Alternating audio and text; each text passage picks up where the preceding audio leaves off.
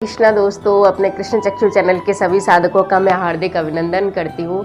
दोस्तों, आज का ये मेरा वीडियो है, ये है कि बहुत मेहनत करने के बाद भी यदि आपको असफलता मिल रही है या आपके घर में धन की उतनी आवक होने के बाद भी धन में बरकत नहीं है, दरिद्रता जैसी कभी कभी महसूस होती है या लगता है हमारे घर में बरकत की कमी है, उस जिस हिसाब से हम मेहनत करते हैं उस हिसाब से हमको सफलता नहीं मिलती है। तो असफलता और दरिद्रता, असफलता और अलक्ष्मी का जो मुख्य कारण है वो कारण बताने के लिए मैं आज आपके सामने आई हूँ। अगर आप भी वो गलतियां कर रहे हैं तो मैं आपसे अनुरोध करती हूँ कि इन गलतियों को आप छोड़ दें। ये शास्त्रोक्त नियम हैं जिनको आज हम भूल चुके हैं। स्वाध्याय नहीं करने के कारण, ग्रंथ पुराणों से ज़्यादा टच में नहीं रहने के कारण हम इन चीज़ों को भूलते जा रहे हैं। अपनी आम जिंदगी में, सामान्य जिंदगी में हम छोटी छोटी कुछ ऐसी गलतियां करते रहते हैं जिसके कारण हमारे ग्रह जनित दोष हमारे शरीर पर लागू होते रहते हैं, हमारी आत्मा पर लागू होते रहते हैं और वह कहीं ना कहीं हमारे आत्मबल को क्षीण करके हमें असफलता देते हैं और धन आगम में परेशानी पैदा करते हैं। तो मैं आपको बताती हूँ, जो कि जनरल आजकल मैं सभी नई पीढ़ी में ये हैबिट देखती हूँ, तो उसको बताने के लिए मैं आपके सामने आई हूँ कि सबसे पहली चीज जो मैं देखती हूँ वो है नाखून चबाना, कि बैठे बैठे बस नाखून चबाना। ये कहीं ना कहीं आत्मविश्वास की कमी को तो दिखाता ही है, लेकिन साथ ही ये घोर दरिद्रता का सूचक है और इसका जिक्र पुराणों में भी है। मैं आपको बता देती हूँ, नाखून चबाने को घोर दरिद्री की संज्ञा दी गई है। अगर कोई व्यक्ति नाखून चबाकर उसको इधर उधर थूकता है, थूकने से भी वो उसका जो नाखून है उस पर यदि किसी का पैर पड़ता है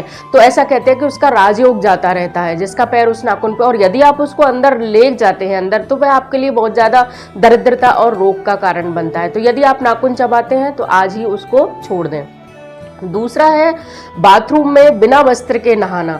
तो मैं आपको बता देती हूँ कि कृष्ण भगवान ने गोपियों के जो वस्त्र हरण किए थे उसके पीछे यही कारण था। वरुण देवता का श्राप उस व्यक्ति को लगता है, उसको असफल और दरिद्री होने का श्राप ईश्वर के द्वारा दिया जाता है। तो बाथरूम में आप एकांत में भी कभी भी बिना वस्त्र के ना रहें, सदैव आपको वस्त्र पहन के ही रहना है।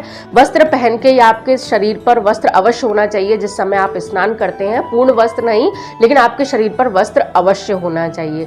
किसी का राज उजागर करना, किसी ने आपसे कोई बात कही है कि वो कहनी नहीं है, इससे उसके चरित्र पर, उसके व्यक्तित्व पर कहीं ना कहीं एक दाग लग सकता है, ऐसे राज को आप कभी भी किसी हालत में, किसी भी सूरत में उजागर सिर्फ इसलिए ना करें कि उससे आपको खुशी मिलेगी या आपको अच्छा लगेगा और उस व्यक्ति की बदनामी होगी। जब तक कोई महत्वपूर्ण ना हो तब तक किसी का राज उजागर करना भी दरिद्रता का प्रमुख कारण वेदों में, पुराणों में बताया गया है। चौथा है बिना नहाए भोजन करना, जो कि आजकल आम बात हो गई है। पाश्चात्य संस्कृति में जाकर हम नाश्ते को हमने इतना अधिक महत्व दे दिया है कि सुबह उठ के नाश्ता करना है वरना हम बीमार हो जाएंगे। हमारा भारतीय जो पर्यावरण है, हमारा वातावरण है, वो गर्म है, वो इस चीज को बिल्कुल नहीं मानता कि सुबह सुबह हम पेट बिल्कुल दबा के भर लें कि हम उससे स्वस्थ रहेंगे। नहीं, हमारे यहाँ का वातावरण, ये सर्द जो जगह है, जो हमारा पाश्चात्य जो है, अपना पश्चिम जो है, वहां पर विदेशों में सर्दियां पड़ती हैं। सर्दियों में व्यक्ति के अंदर एनर्जी की ज्यादा जरूरत होती है। वो सुबह उठते ही, और ना ही उनके भारतीय मूल्यों का, कोई आध्यात्मिक मूल्यों का इतना अधिक चर्चा है कि उनको अधिक माना जाता है। हमारे यहाँ भारतीय मूल्यों को बहुत माना जाता है। हमारे यहाँ तो सूर्योदय से पूर्व स्नान को ही श्रेष्ठता दी गई है, उसी को स्नान माना गया है। अन्य बाद के स्नानों को तो भूत स्नान, ब्रह्म हत्यारा स्नान, अन्य अन्य कई बुरे नाम दिए गए हैं। लेकिन ठीक है, वक्त की नजाकत है, समय इसी तरह से कहता है कि लेट सोना, लेट उठना, लेकिन बिना नहाए भोजन करना घोर दरिद्री व्यक्ति का सूचक होता है।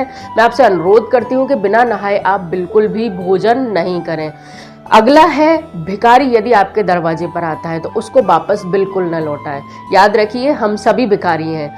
वो हमारे दरवाजे का भिखारी है, हम किसी के दरवाजे के भिखारी हैं, और नहीं तो हम ठाकुर जी के दरवाजे के भिखारी हैं। तो किसी को भी अगर ईश्वर हमें वापस अपने यहाँ से लौटा दे तो कैसा लगेगा? उस समय हम दाता होते हैं। इसलिए किसी को भी, अगर आपके पास वो 100 मांगता है, आप उसको 1 दीजिए। मैं मानती हूँ कि वक्त बदल गया है, लोग ठगी भी करते हैं, पता नहीं, लेकिन आप चाहे अपने दरवाजे पर कोई आपके आगे हाथ फैलाए तो उसको 1 ही रुपया दें। 1 रुपये देकर आप उसके हाथ जोड़ दें, मुस्कुराते हुए वापस आ जाए, जिससे आपको उसकी अशुभता ना लगे, ईश्वर की नजरों में आपका गलत आकलन ना हो। इसलिए अगला है कि जिस बर्तन में हम भोजन पकाते हैं, भोजन बनाते हैं, माफ़ कीजिएगा, भोजन बनाते हैं, जिस बर्तन में हमें भोजन बनाना है उस बर्तन में हमें किसी भी सूरत में नहीं खाना है।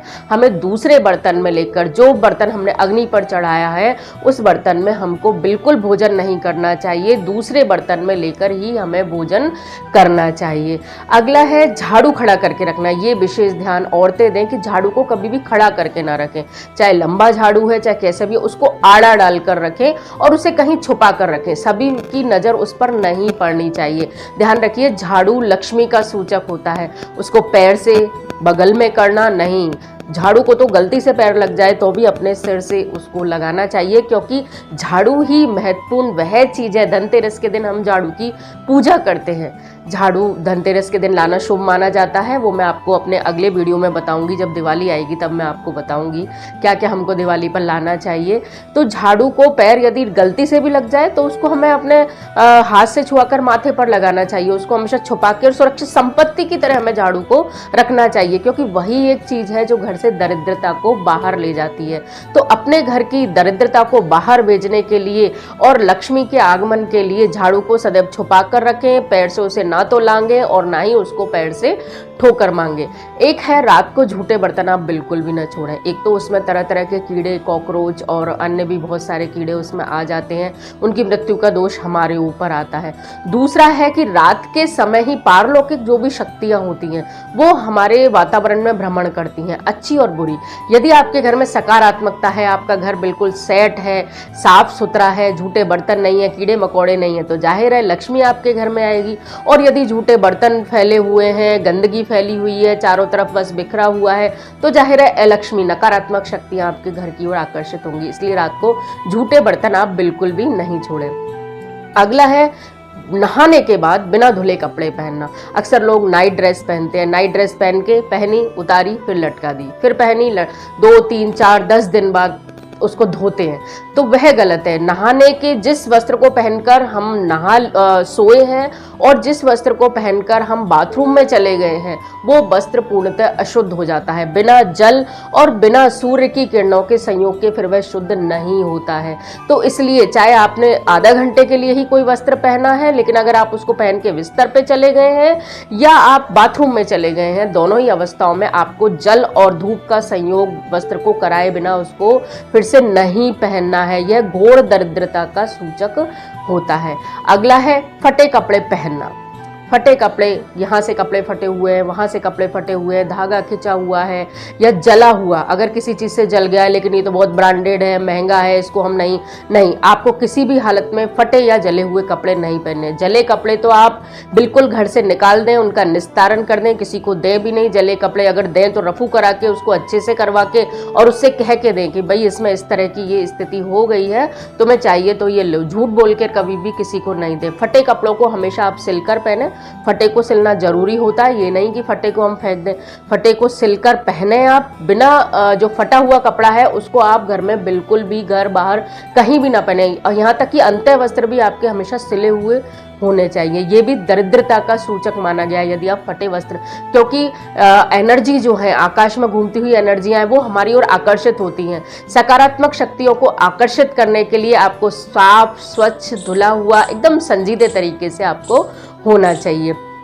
अगला है, अपने फटे जूते, अपने फटे कपड़े और अपने घर के फूटे बर्तन किसी को ना दें। फूटे बर्तन आपको फेंकने हैं, आप कबाड़ी को उनको दे सकते हैं।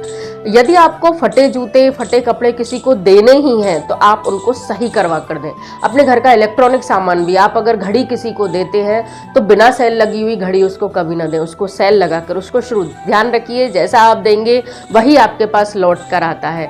ये पुण्य, अच्छा काम, दान, ये सब कुछ रबड़ की गेंद की तरह होता है। आप फेंकते हैं, वापस आप तक ही आता है। अब आप देखिए कि आपको कैसा चाहिए, जैसा आप देंगे वैसा ही आपको ईश्वर की तरफ से हजारों गुना होकर मिलेगा। ये दान की श्रेणी में बिल्कुल नहीं आता है, बल्कि इससे पाप लगता है। हाँ, हम उन फटे कपड़ों को, फटे वस्त्रों को, फटे जूतों को पहनना पसंद नहीं करते हैं, हम उसको बेशक दें, लेकिन या तो उसको सही करवा कर दें, या अगर हम सही करवा के नहीं दे रहे हैं तो उसको उसका पैसा दें कि भाई ये तुम लो और तुम इसको सही करके पहनना, उसको उसके साथ साथ पैसा और दें ताकि वो उसको अच्छे खुशी से अपने अच्छे मन से उसको लेकर जाए। फूटे बर्तन आपको ना तो घर में इस्तेमाल करने हैं, ना ही किसी को देने हैं, उनको तो आपको सीधा कबाड़ी को दे देना है अथवा आपको उनको फेंक देना है।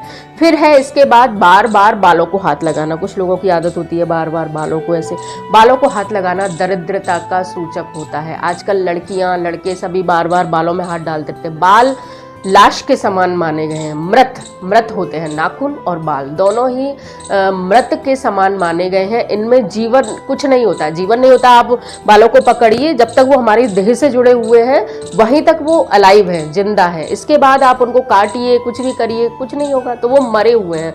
तो लाश को बार बार हाथ नहीं लगाया जाता है, तो फिर उसके बाद हाथ को धोना होता है। अगर आपको मजबूरी है बाल आपको ठीक करने हैं, आप बाल बनाइए, उसके बाद अपने हाथों को धोइए, तभी आप शुद्ध होते हैं। ये छोटी छोटी गलतियां हम करते रहते हैं, हमें पता भी नहीं रहता है और इनके हमारे जीवन पर, हमारे ग्रहों पर बहुत बुरा असर पड़ता रहता है। अगला है कि घुटनों को इस तरह से हम दबा लेते हैं और उस पर मुंह रख के इस तरह से बैठ जाते हैं। ये यूं करके बैठ जाना ये अशुभ माना जाता है कि दोनों घुटनों को अपने हाथ में ले लिया और उस पर थोड़ी टिका दी घुटने पर, वो बैठना अशुभ माना जाता है। गलत समय में जब घर में कोई गलत काम हो जाता है तब इस तरह बैठा जाता है। विशेषकर औरतों को, आदमियों को भी बिल्कुल नहीं बैठना चाहिए, औरतों को तो बिल्कुल भी नहीं बैठना। एक माथे पर हाथ लगाकर इस तरह जो बैठा जाता है वो भी अशुभ माना जाता है। तो सिर पर हाथ लगाकर आप कभी भी ना बैठें। ये दरिद्रता के और असफलता के मुख्य कारण मैंने आपको बताए हैं, जो कि मैं समाज में देखती हूँ कि लोग इनको सामान्य मानकर करते रहते हैं, जबकि देखा जाए तो यह बहुत गलत होता है। हमको ये बिल्कुल भी नहीं करना चाहिए। हमारे घर की बरकत को ये खत्म करता है, कुलक्ष्मी का आगमन घर की ओर दिखाता है, साथ ही असफलता देने में इनका बहुत महत्वपूर्ण रोल है। बहुत मेहनत करने के बाद भी आपको सफलता नहीं मिलती है, कहीं ना कहीं आप देखिएगा, आप इनमें से कोई ना कोई काम अवश्य कर रहे होंगे जिस वजह से आपको सफलता नहीं मिलती है। हमारे इन शास्त्रीय नियमों को आप मानिए, इनको फॉलो करिए, इनको अच्छी तरह से, जैसे आप धूप को मानते हैं कि सूरज धूप देता ही है, हाँ, हमारे अंदर श्वास चल ही रही है, हमें पता है, उसी तरह से शास्त्रोक्त नियमों को भी उसी प्रकार मानिए। उनका खंडन और उनका कुतर्क मत कीजिए, उनके कुतर्क करने की आवश्यकता नहीं है। जो हमारे ऋषि मुनियों ने जो ये लिखा है, ये कुछ ऐसे ही नहीं लिखा है, इन सबके पीछे वैज्ञानिक कारण है, सबके पीछे तथ्य हैं। बस जरूरत है कि आप उनको गहराई से देखें, सीखें, उन पर विचार करें, सोचें। जैसे आप अन्य चीज़ों पर विचार करते हैं, फिल्मों पर विचार करते हैं, किसी अन्य के बारे में चर्चा करते हैं, इन चीज़ों के बारे में भी चर्चा कीजिए, तो आपको पता लगेगा हर चीज़ के पीछे शास्त्रीय और साइंटिफिक मिला के इस तरह के नियम है कि आप उसका खंडन किसी भी प्रकार कर ही नहीं सकते। बस परेशानी है कि अभी हमारे पास शास्त्रार्थ करने के लिए, हमारी बातों का जवाब देने के लिए प्रॉपर गुरु नहीं मिल पा रहे हैं। हम उन गुरुओं के सानिध्य में जाएं तो हमें बिल्कुल शास्त्रीय और वैज्ञानिक दोनों तरीकों से वो हमारा ब्रेन वॉश कर सकते हैं। लेकिन मैं तो मेरा एक छोटा सा प्रयास है कि मैं यहीं ये कोशिश कर रही हूँ कि बिल्कुल आप कुतर्कों में ना फंसें, इन चीज़ों को माने, इन चीज़ों को अपने ऊपर अप्लाई करें, इन चीज़ों को अपने ऊपर ढालें और इस चीज़ों के फर्क देखें। जय श्री कृष्णा। धन्यवाद।